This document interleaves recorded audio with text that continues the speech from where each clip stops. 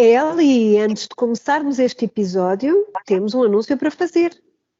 Pois temos, Mike. Pois temos, Billy.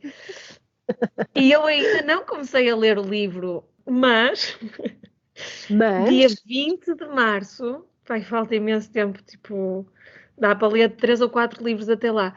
Dia 20 de março temos mais uma sessão do Clube do Livro da Anitta. Portanto, a Anitta na biblioteca. E desta feita temos... Misericórdia, de Lídia Jorge.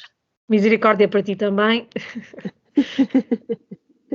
Vejam tudo em anitanotrabalho.com/Clube do Livro e as inscrições ainda estão abertas, é verdade. Isso, e as inscrições ainda estão abertas, vejam tudo lá no nosso site e saibam como se podem inscrever. Até lá! Esperamos por nós. Até lá. Passamos agora ao nosso episódio.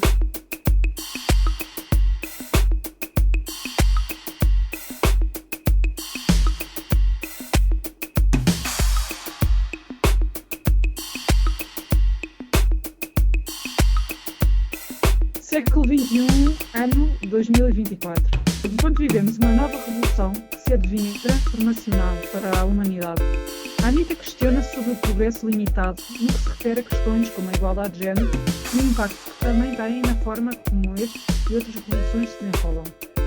O ponto de partida da conversa de hoje é a forma como a maternidade impacta negativamente as carreiras e oportunidades profissionais das mulheres, com estudos recentes a quantificarem a perda de salário, o atraso na progressão e promoções, a saída temporária ou permanente do mercado de trabalho, enfim. Um mês em que se celebra o Dia da Mulher, é pertinente voltar a estes números, mas acima de tudo, pensar no seu impacto ao nível do desenvolvimento da sociedade. Olá Billy, olá Ellie, como estão? Temos muita coisa para falar hoje. Olá, Constância.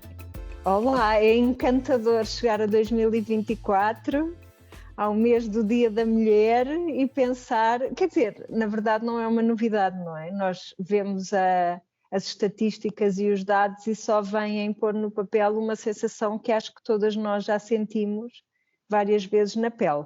Quando a Ellie propôs este tema, eu pensei, sim, é o mesmo de sempre, não é? Mas de facto temos que falar, é um tema que se tem que continuar a falar, mas não é assim uma coisa, não estou a dizer que o tema seja mau, não é nada disso, mas fiquei a pensar, realmente é verdade, continuamos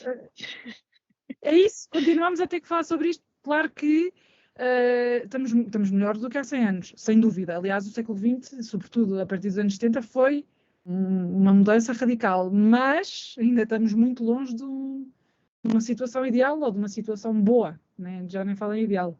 Sim, eu acho que também gosto deste ângulo de ir para além dos números e das consequências ou dos impactos mais, não é, que mais ouvimos ou que mais estamos, que normalmente consideramos, porque efetivamente o tema surgiu porque o ano passado foi feito um estudo sobre o impacto da maternidade na carreira das mulheres, né, nas opções profissionais, e The Economist pegou no tema no início deste ano com um artigo mais extenso, até porque os dados são dados globais e quantificam efetivamente uma série de pontos de desigualdade e de impacto ao nível profissional para as mulheres.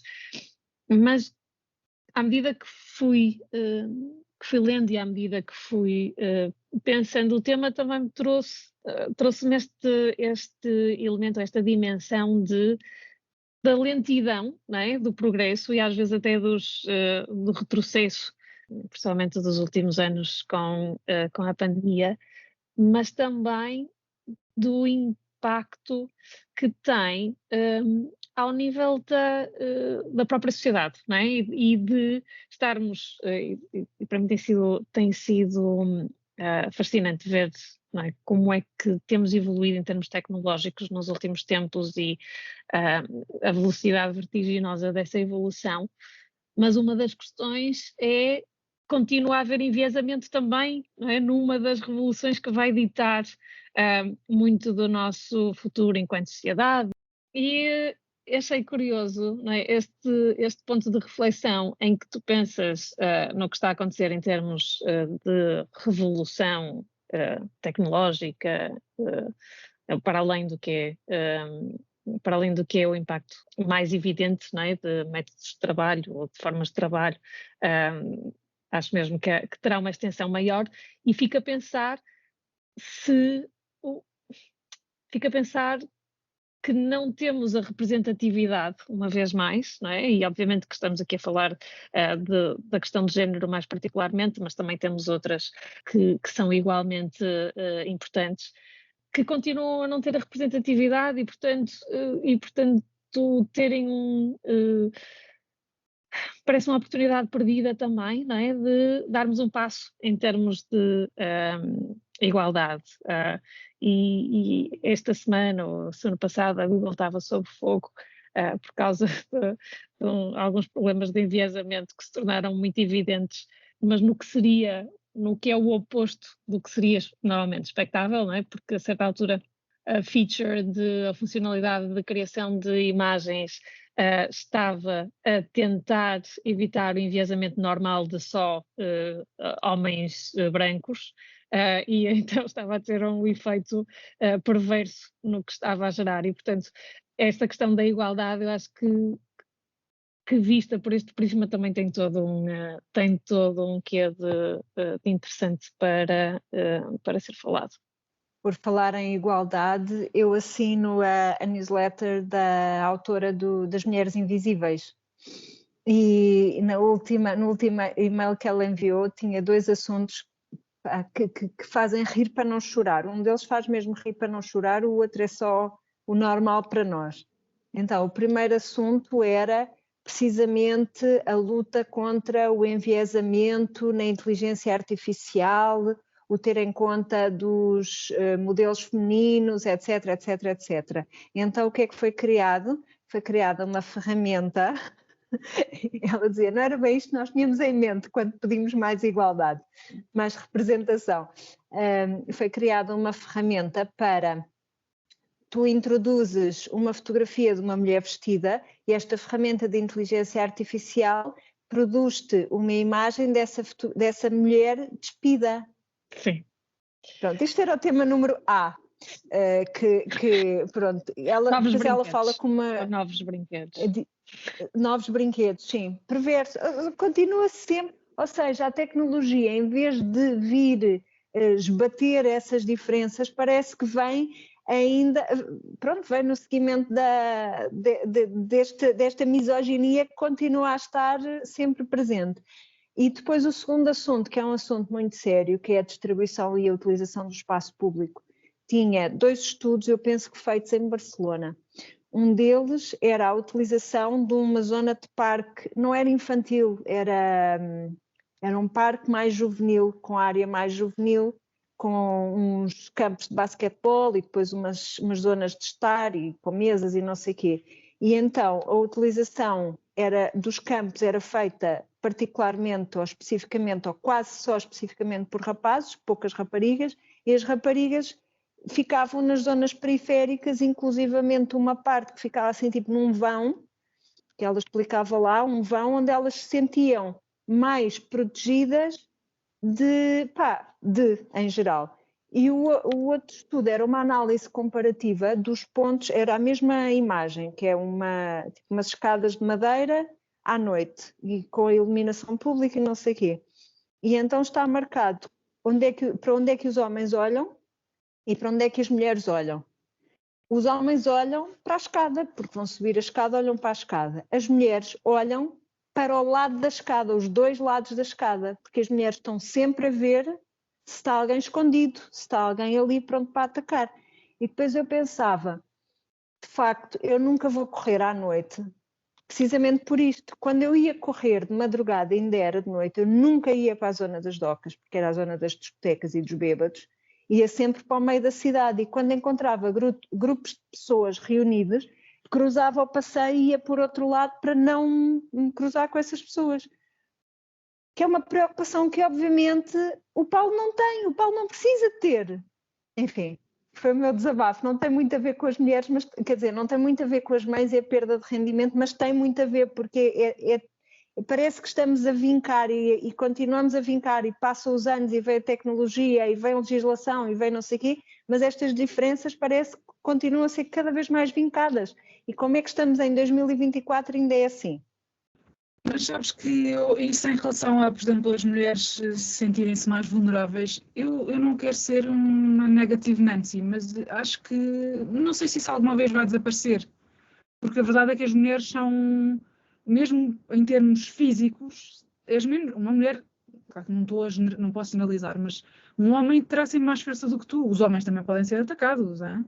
Mas não sei, eu isso acho que não acho que estejam mais vincadas, acho que antigamente ainda era pior. Mas, e depende dos países, não é? Há países em que uma mulher nem sequer sonha sair de casa sozinha, mesmo que possa. Mas eu não sei, eu digo-te que em relação a muita coisa acho que se está a fazer muito progresso e acho que há muito caminho para caminhar. Em relação a isto, é deprimente, e eu não quero dizer que as mulheres vão ter sempre medo quando saírem à rua, mas mesmo quando a sociedade for igualitária em termos de leis e em termos de ambiente de trabalho e tudo, e familiar, será que esse medo vai desaparecer? Eu não acho que não vai. Eu acho que ainda temos muito para fazer. Acho que o primeiro passo é precisamente este que já foi dado, que é termos os dados concretos, que é a primeira coisa que temos que fazer. É termos dados concretos, informação concreta, para depois se poder agir sobre isto. Acho que aqui há um papel muito... Estou-me a lembrar de uma conversa que tivemos com a Carolina Salgueiro Pereira há muito tempo atrás, em que ela dizia que a mudança acontece em 2 planos. Acontece no plano da legislação, que depois tem que ser aplicada, e acontece ao nível da sociedade, que depois gera legislação. E acho que aqui tem que acontecer dos 2 lados ao mesmo tempo, por favor, o mais rápido possível.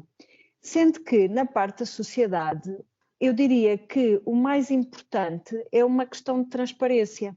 Mas nós chegamos aqui e depois embatemos num tabu muito grande que nós temos, que é não se fala sobre dinheiro. Falar sobre dinheiro é pouco educado, é falta de educação.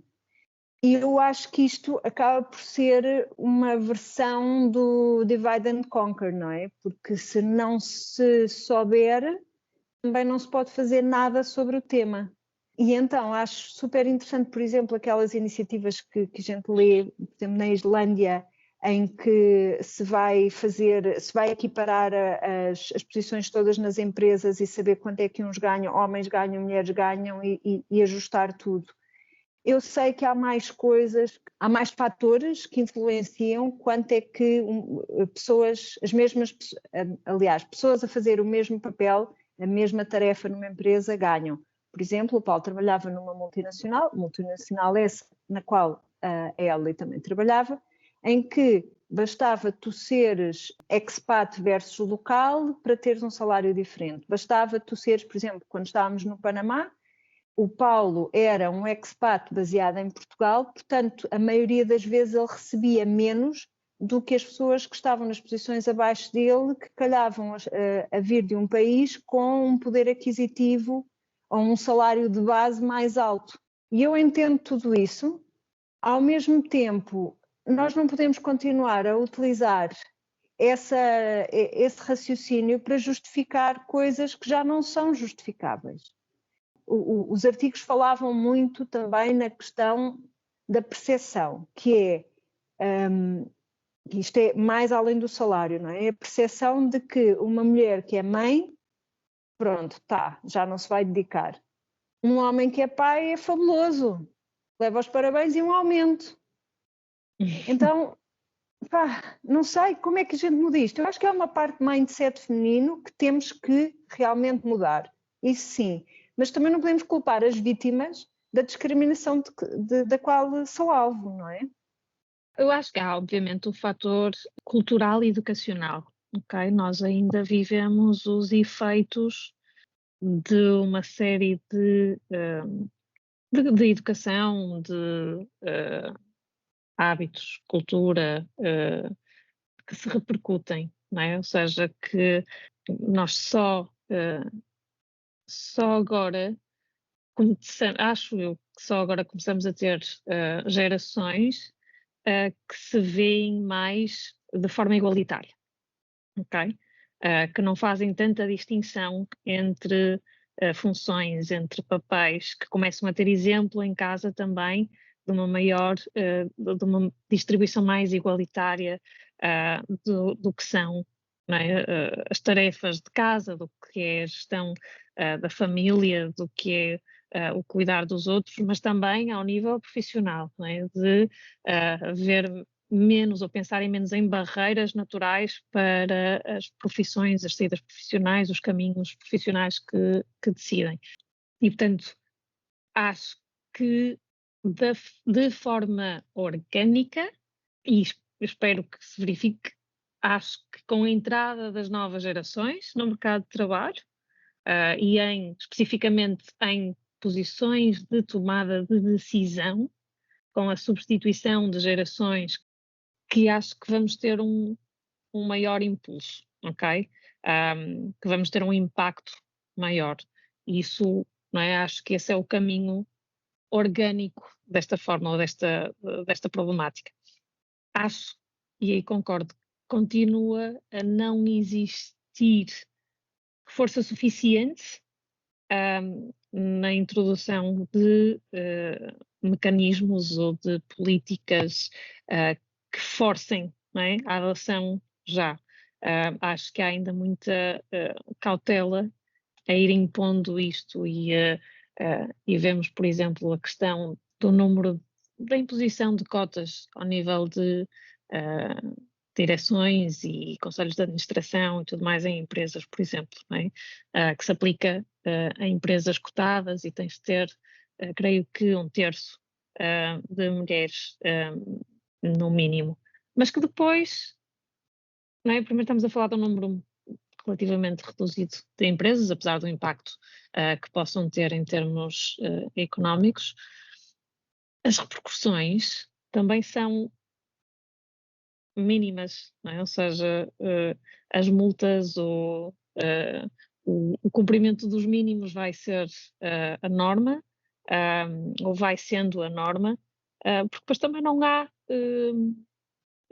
há esse lado cultural a acompanhar, não é?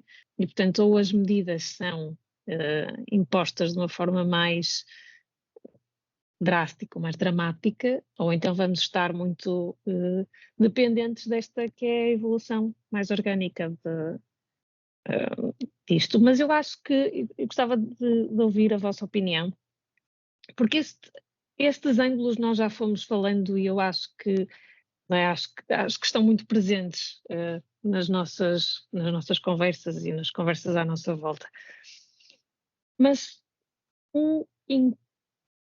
estava a pensar nas limitações do nosso próprio lado.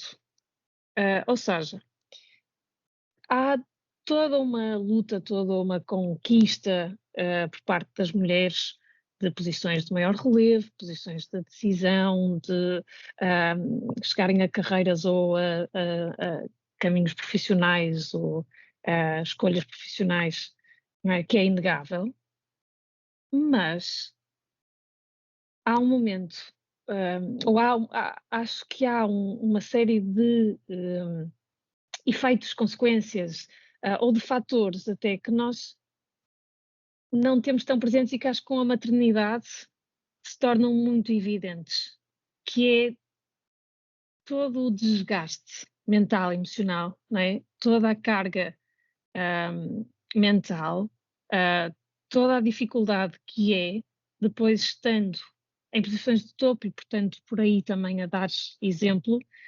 Por um lado, a responsabilidade que é dar o exemplo, e segundo, a responsabilidade que sentes de gerir os dois, não é? Vida pessoal, familiar e ao mesmo tempo, e de cuidador e tudo mais, e ao mesmo tempo de carreira. E estava a ver o número de mulheres, não é, que fomos falando aqui ao longo do tempo, mulheres que chegaram a posições de topo como exemplo de governação, como exemplo de gestão,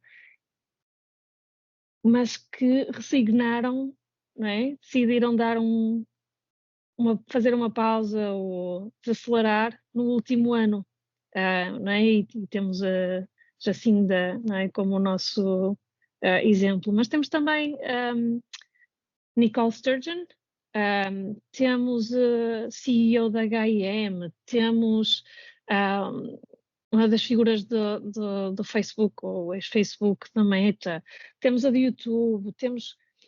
E obviamente que estamos a falar de perfis muito visíveis e um número pequeno, mas que depois também eu acho que são reflexo dessas limitações que eu acho que nós temos também que é conseguir conciliar, porque depois também queremos fazer tudo bem, não é? Temos depois assegurar que estamos em todo lado e que somos cuidadoras em todo lado e que não falhamos em lado nenhum, e o peso que isso coloca enquanto não houver uma normalização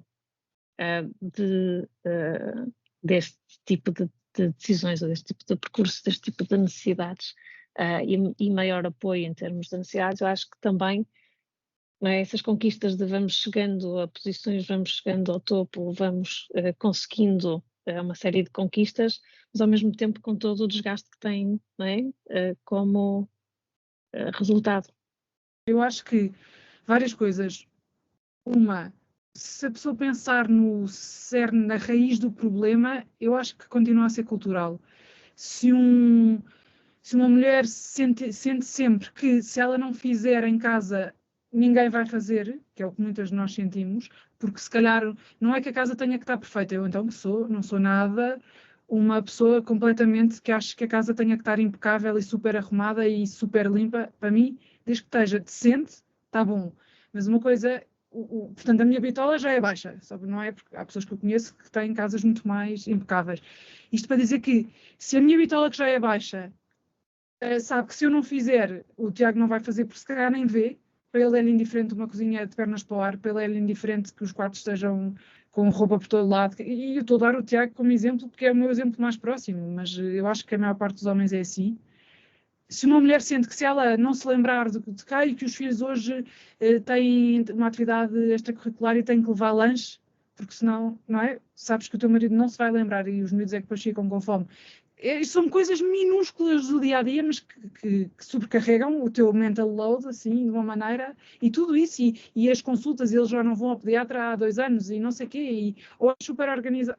Quer dizer, isto para dizer que, se tu sentes sempre que, se tu não fizeres, ninguém vai fazer, eu sinceramente...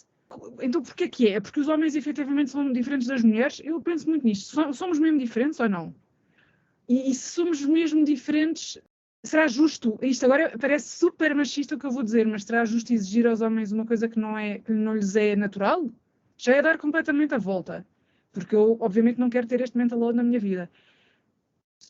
Também acho que, culturalmente, e eu vejo aqui em Espanha montes de vezes, vou a um almoço em casa de alguém, acaba-se de almoçar e as mulheres levantam-se e os homens não se levantam. Eu estou a falar em pessoas com 40 anos, não estou a falar dos nossos avós. Se isto continua a acontecer, se as mulheres continuam a achar que elas é que têm a responsabilidade, mas porque efetivamente eles não se levantam, os filhos dessas pessoas também estão a ver isto. Quer dizer, eu estou aqui às voltas porque eu de facto não sei bem qual é a solução disto. E depois digo-vos outra coisa, eu não acredito no equilíbrio, aquele famoso work-life balance, quando és mãe. Eu acho que isso não existe. E por isso é que eu fiz uma escolha. Eu efetivamente não trabalho. Temos menos dinheiro, temos. Mas eu sei que não conseguia. Se eu trabalhasse, nós não tínhamos esta vida. Não podíamos viver numa aldeia, porque eu não podia estar 2 horas no carro todos os dias. E muitas outras coisas. Não dava, não poderíamos ter este estilo de vida que é o que nós gostamos, que é uma vida tranquila, uma vida com um jardim, uma vida na natureza, pronto.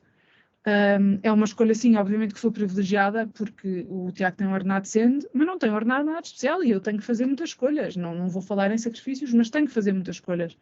Também já vos falei uma vez aqui, já há uns anos, que na Nova Zelândia, todas as casas, é verdade que eu vivia na província, não vivia em Auckland, mas todas as casas tinham uma pessoa, quando os miúdos eram pequenos, havia um pai ou uma mãe, mas não era sempre a mãe, que trabalhava a partir de casa ou que tinha ou que tinha estado em pausa, ou depois tinha arranjado um negócio.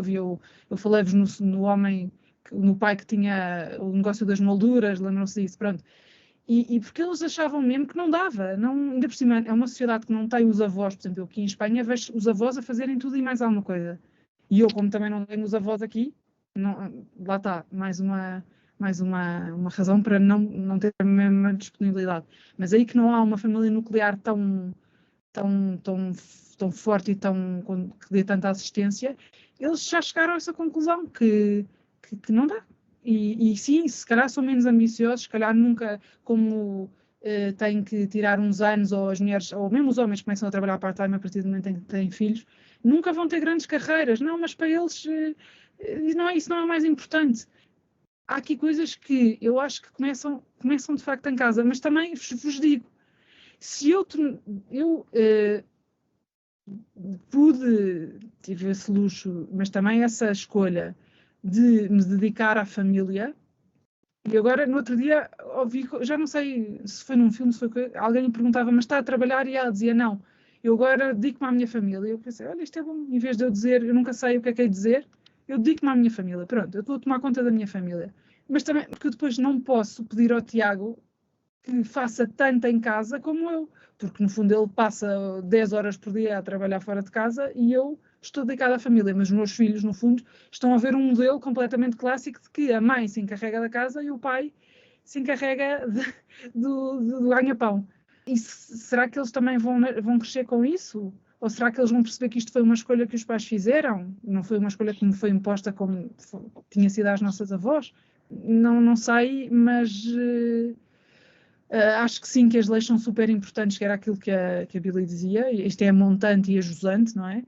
Mas e os modelos culturais são fundamentais, mas ao mesmo tempo, quando uma mulher de facto tem que fazer escolhas, também está a perpetuar esse modelo clássico. Eu acho que, não sei se o assunto não estará quase a ficar esgotado, no sentido em que nós lemos o artigo e pensamos, não há aqui novidade nenhuma, não é? Não aprendemos nada de novo, a única coisa que aprendemos são os dados concretos da coisa e não como resolver. Então acho que se calhar seria interessante pensarmos como é que nós vamos conseguir que por exemplo, que o modelo clássico seja uma opção na próxima geração, mas não seja a definição. E eu acho que isso é que é o importante. Eu acho que também já falei aqui noutros episódios, quando eu e a Joana Paz estivemos a fazer uns vídeos para uma IPSS de cuidadores de crianças em cuidados paliativos. Elas disseram-nos muitas vezes, na hora de escolher, quando é preciso prescindir de um ordenado, vai-se prescindir do ordenado mais baixo. E em 95% dos casos o salário mais baixo é o das mulheres, portanto as mães ficam em casa a tomar conta dos filhos, precisam de uma cuidadora sempre, de um cuidador ou de uma cuidadora sempre por perto. Portanto, isto às tantas parece uma pescadinha de rabo na boca, em que uma parte do sistema alimenta a outra e depois a outra alimenta a outra. Como é que nós quebramos este ciclo vicioso para que na próxima geração possa ser uma escolha? A mãe possa ficar em casa se quiser, mas não tenha que o pai possa ficar em casa se quiser, mas não tenha que. Portanto, que possa haver uma escolha, tal como as mulheres agora podem trabalhar se quiserem e há uns anos atrás não podiam. Portanto, eu acho que é isto que nós temos. Está ótimo. É como, sei lá, é como a pílula, não é? Tu agora podes escolher evitar ter filhos se quiseres, coisa que há uns anos atrás não era possível. E teres a pílula à mão não significa que tu vais querer usá-la, significa que podes usá-la. Mas então a pergunta é se os rapazes e raparigas têm o mesmo acesso à educação, que antigamente as mulheres não ganhavam bem porque não tinham tido hipóteses de ser educadas, não é? Mas agora têm, e muitas vezes as raparigas são as melhores alunas e as que entram mais na faculdade, porque é que as mulheres continuam a ter salários mais baixos. É porque quando são mães não são promovidas ou porque podem estar em idade fértil e então não apostam nelas? É por isso? É que eu acho que o cerne da questão também passa por aí. Olha, tu aqui há tens, uns dias, obviamente, uma saída, não é? Há uma saída temporária do mercado de trabalho e há depois, eu acho que essa a percepção de menor disponibilidade. Acho que está ainda muito vincado. E, portanto, eu acho que a partir desse momento, não só. E acho que em Portugal os dados mostravam que a perda de salário não é evidente com o primeiro filho, mas ao longo do tempo o gap entre mulheres e homens na mesma posição aí aumenta dramaticamente, porque deixa de haver essa progressão. Então, nem sequer tem a ver com depois manter o nível ou manter o nível salarial, mas é depois efetivamente deixa de haver tantas oportunidades ou deixa de haver promoções e eu acho que efetivamente a maternidade e isso não é, está mais do que provado, tem esse efeito de penalidade. Então, porque as mulheres, se calhar, como são mães, ou agora estamos a falar só em mães, mas se calhar nem se propõem a cargos, a posições de maior responsabilidade, porque sabem que não vão poder responder, porque vão ter sempre que dar resposta à parte familiar. Eu acho Também que é pode haver exatamente isso. Eu acho que isso tem um peso tremendo, era esse ponto que há bocado também estava a tentar e estava a dispersar demasiado. E que o mental load pode não é? auto-sabotar-te, não é? Porque Sim. honestamente, eu acho que há mais do que isso. Acho que as mulheres, quando são mães, há ali um período em que, lá está, estamos a dar de mamar, estamos todas esfarrapadas, com o piso pélvico todo esfrangalhado e ninguém pensa em ir trabalhar nestas condições. Digo eu, não sei, ideias minhas. Quando estás a dar de mamar durante a noite, tudo o que tu queres estás focada naquilo e é esta a tua vida durante uns meses.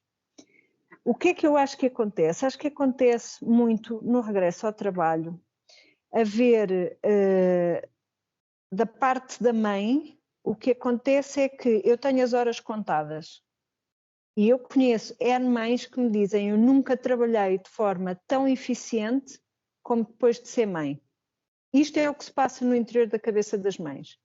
Qual é a percepção? Ela tem que sair às 3 da tarde para ir buscar a criança, quer dizer, então eu agora não posso dar-lhe este projeto porque provavelmente ela não vai ter disponibilidade mental. E então, o que é que eu ouço várias mulheres dizerem-me enquanto os filhos são pequenos? Olha, Billy, agora aquele projeto aliciante foi para outra pessoa. Como é que eu hei de explicar? Enquanto que a mãe, que sabe que tem que sair mais cedo, põe as pilhas todas e faz ali, põe a coisa a funcionar muito bem e trabalha rápido, despacha os assuntos, resolve os temas, não sei o que mais, a percepção exterior é de que não se pode contar com aquela pessoa, o que é muito palerma porque parece que é exatamente o contrário, não é? Porque pode-se contar com a pessoa porque a pessoa sabe que tem pessoas a depender dela e precisa mesmo de corresponder. Mas tens cada vez mais a cultura do always on. E é uma pressão tremenda quando tu, e é preciso muita coragem, tu conseguires definir os teus limites e dizer eu não trabalho a partir ou não estou contactável a partir das X horas, ou eu não estou disponível para trabalhar aos fins de semana, ou eu não é? Ou seja, sobretudo não é? Quando não vês isso de cima.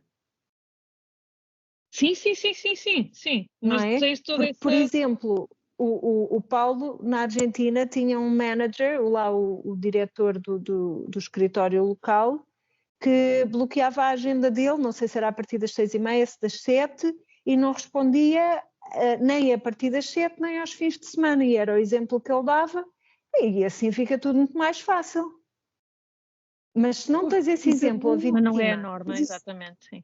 Mas devia ser porque até não é só para as mães, não é? Toda a gente vai ganhar com isso. Toda a gente vai ganhar saúde mental com isso.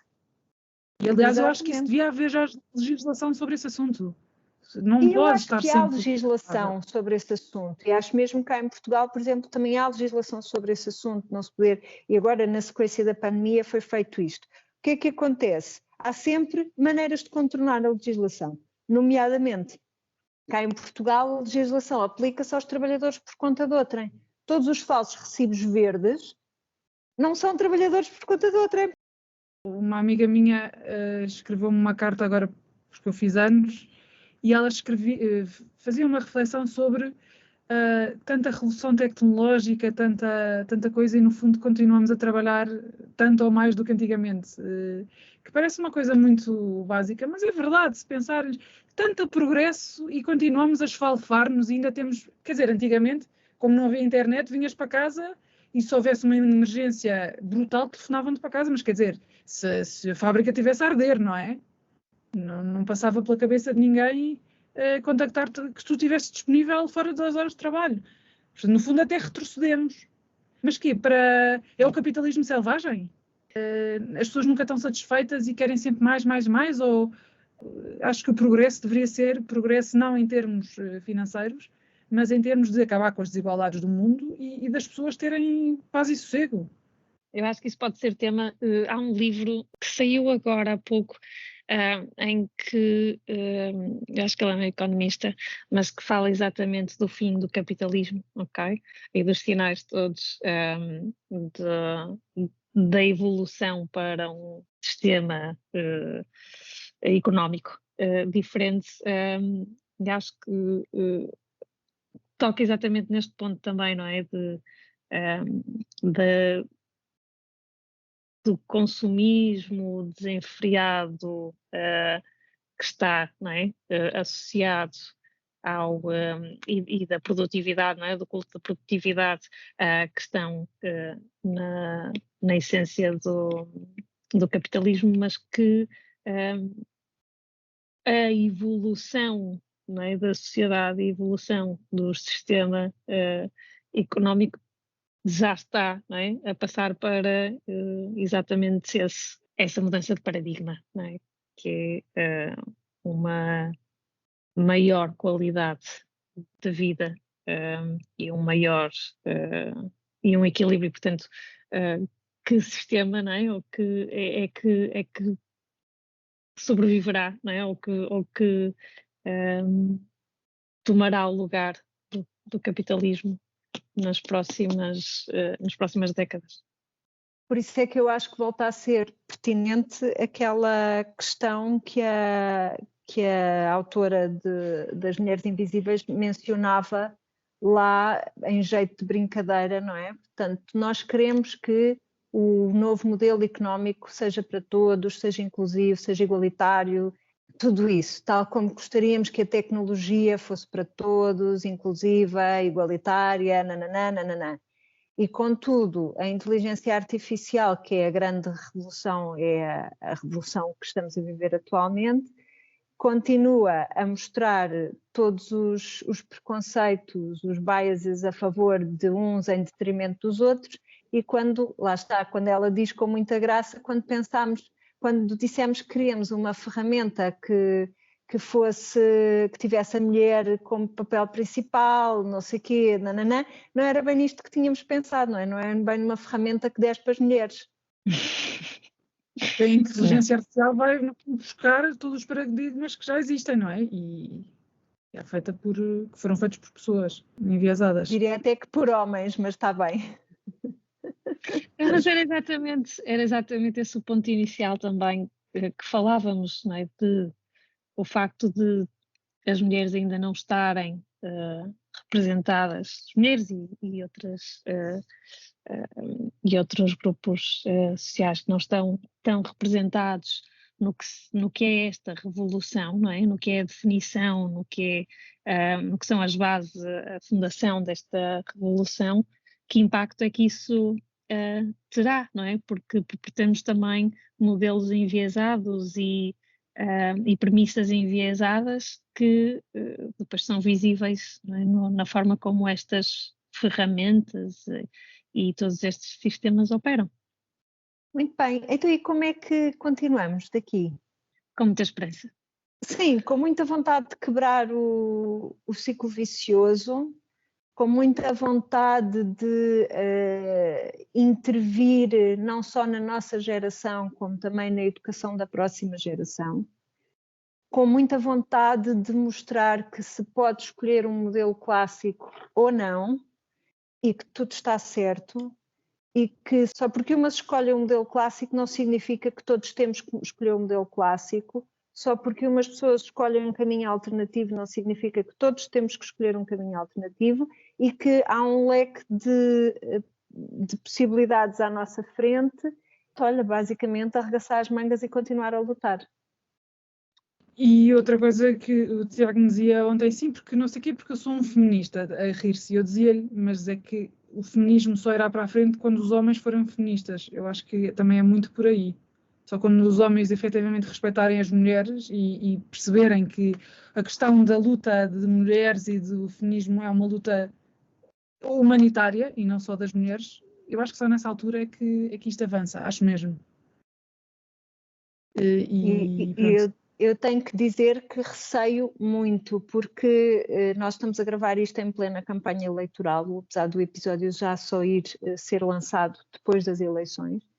E uma das coisas que, pronto, sabendo que ainda não sabemos os resultados das eleições, uma das coisas que mais me assusta é que nas faixas etárias mais jovens é onde estão as maiores intenções de voto na extrema-direita. Ou seja, onde existe ativamente uma vontade de retrocesso ao nível da igualdade de direitos. E isto a mim assusta muito, porque nós estamos aqui a lutar e aparentemente há muitos jovens que acham que isso é tudo, somos todos bota de elástico. Eu acho que as novas gerações, e eu acho que nós somos o pico disso, as primeiras, se sentem extremamente inseguras, porque vivem mal, porque não podem sair de casa, porque não têm dinheiro, não têm apoio, e então acham que pensam um bocadinho no passado como o Eldorado. Era tão bom em casa da minha avó, eu sentia-me tão bem. No fundo, se pensarmos bem, a minha avó nem trabalhava enfim, eu digo-te que eu acho que acima de tudo nós temos é que resistir a este capitalismo e consumismo desenfreados. E, por exemplo, agora que estamos sempre com um telefone na mão, estamos sempre a tentar vender coisas e acho que se consumimos muito, temos menos dinheiro. Se temos menos dinheiro, temos que trabalhar mais e vamos ser mais extremistas. E não sei, acho que passa muito por aí. Acho mesmo. Eu acho que passa também por outro aspecto, que é os nossos pais viveram em ditadura uma grande parte da sua vida. Nós já nascemos depois do 25 de Abril, mas somos filhos, herdeiros dessa tradição. Portanto, fomos ainda educados, não em ditadura, mas naqueles primeiros anos após a ditadura, em que houve aquela adaptação à democracia e tudo. Mas os miúdos com 18 anos, quer dizer, já não se lembram, não iam no autocarro a ouvir no tempo do Salazar é que era bom. Eles já não têm isso. Eu acho que eles, como se estão a começar a afastar desses momentos históricos, e como um bocado como também a Segunda Guerra Mundial, e assim como cada vez esses momentos da história estão a ficar um bocadinho mais longínquos, está-se a voltar a achar que estamos a esquecer do que é que o extremismo fez há pouco tempo. Só que para eles já está afastado. E eu acho que existe isso. Acho que é uma conversa que é preciso continuar a ter o tempo todo. Ai, eu estou muito pessimista hoje. Vamos aqui ativar a coisa. Não, eu estou super pessimista, até porque acho que as pessoas hoje em dia pensam pouco, leem pouco. Pensa em pessoas de 18 anos, que lá está mais uma vez, têm sempre um telefone na mão e que são completamente permeáveis aos influencers, e acho mesmo que é muito mais fácil levar rebanhos para uma ideologia mais radical. Acho que nunca foi tão fácil, e acho que também tem a ver com isso. Acho que as pessoas têm pouco tempo para pensar, para estar com a cabeça desligada e a pensar e a observar. Eu, quando vejo crianças, bebés, 8 meses, 1 ano, no carrinho com telefones, penso, mas estes miúdos não estão a perceber como é que o mundo funciona, não estão a ver quando uma pessoa, e mais tarde não estão a ver quando uma pessoa na rua se calhar está a ser maltratada por outra, ou não estão a faltar ao respeito, estás sempre com o telefone. E eu falo por mim também, que pego muito mais no telefone do que aquilo que gostaria, mas como ainda me lembro muito, cada vez mais de como foi crescer sem internet e sem um telemóvel, sem um smartphone, e acho mesmo que isto nos está a fazer muito mal. Não há momentos de reflexão, não há momentos de aborrecimento, não há entrar numa livraria ou teres uma conversa e pensares um bocadinho pela tua cabeça. Acho que estás super influenciável e super permeável a coisas muito que tu nem dás por elas. E eu não sou nada uma pessoa de teorias da conspiração e tudo, mas eu acho que há aqui outros poderes que... Há muitos interesses económicos que as pessoas não pensem muito e assusta-me, digo-te, assusta-me o poder que os... Mas, por outro lado, o acesso à informação nunca foi Sem dúvida. grande ou tão fácil. E eu acho que, apesar de tudo, não é? Fazendo aqui um bocadinho de contraponto, é essa visão que eu acho que sim, que tem uma tendência para facilitar demasiado, a não fazer pensar. Mas, por outro lado, eu acho mesmo que há oportunidade e vejo com muito bons olhos quando nas escolas há cada vez mais disciplinas de cidadania e a forma como alguns professores conseguem transformar isso em espaços de reflexão, em espaços de debate, efetivamente em ajudar a fundamentar ou a desenvolver o pensamento crítico. E acho que passa também muito por aí, não é? Obviamente que o nosso papel enquanto pais é primordial, não é? E vai ter, e acho que a nossa disponibilidade não é tanta como gostaríamos, mas eu vejo também, tenho muito mais disponibilidade para falar e pôr os meus filhos a refletir do que os meus pais tiveram comigo, não é? E vejo também que há uma curiosidade natural que depois vai ganhando expressão e esta troca de perspectivas e este fazer pensar, acho que não é? Há conversas que os miúdos de agora têm também, e não necessariamente entre eles, porque aí eu não estou presente, mas com os adultos, que acho que são fascinantes. Eu nunca tive acesso a esse mundo dos adultos dessa forma, nem com tantos temas interessantes para serem discutidos, e portanto há também este lado de oportunidade que eu acho que pode ser aproveitado. E sim, depois cabe-nos a nós e às nossas gerações e assegurar que não se esquecem do 25 de Abril, não é? O que é que o 25 de Abril representa, e que quando chegam a casa com ideias pré-concebidas ou com conteúdos mais supérfluos e vazios, que não deixamos simplesmente ficar com esse pela rama e fazemos esses momentos de reflexão.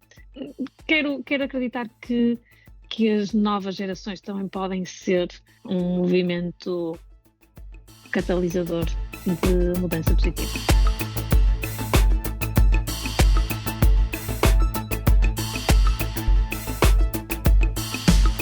Como prometido no início do episódio, demos a volta ao mundo em 50 minutos, de acordo com a contabilização da Billy, mas num tema que nos parece quase um leap day, quase era o dia da marmota, se repetia, bem, e todos os anos voltamos a falar sobre o tema, e às vezes com aquele efeito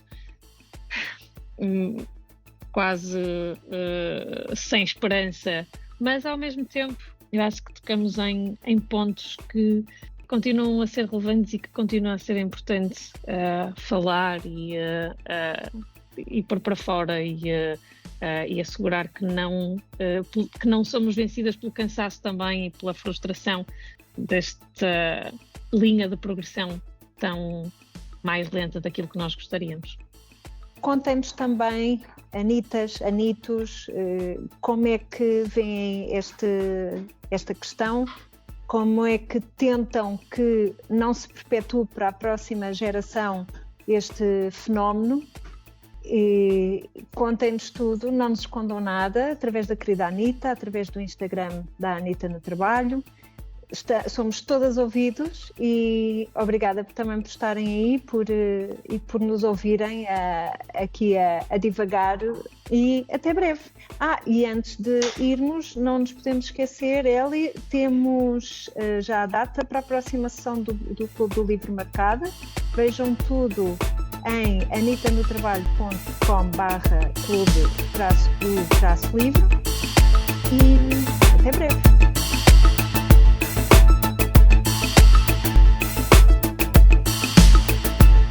A Anita regressa ao trabalho quando bem lhe apetece e pode, idealmente a cada 2 semanas, mais coisa menos coisa, com ponto de situação nos seus projetos.